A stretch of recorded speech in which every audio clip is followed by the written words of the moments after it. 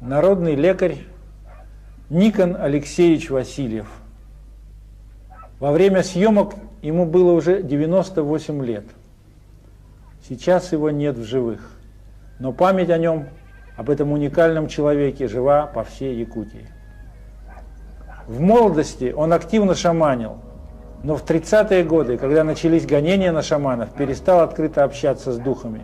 Однако свою лечебную практику он не бросил. Старик Никон владел многими приемами народной медицины: массажем, коровьим рогом для кровопускания,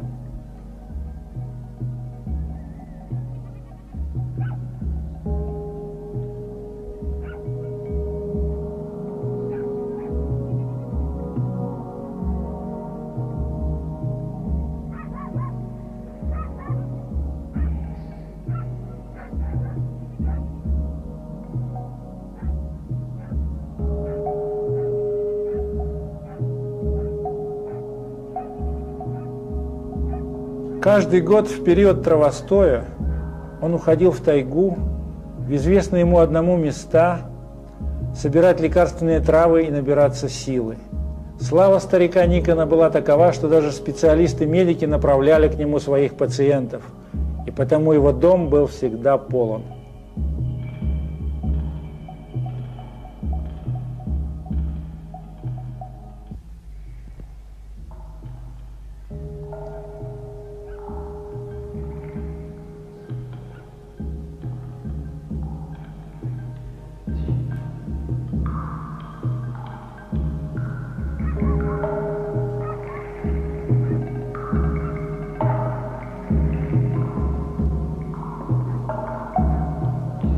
Этот мальчик, как и его брат, слеп от рождения.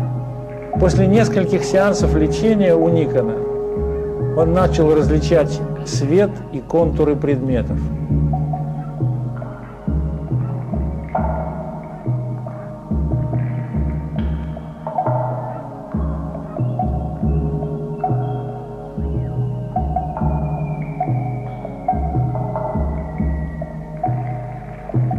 Роду, которому принадлежал Никон, когда-то было предсказано дать миру 9 поколений великих шаманов.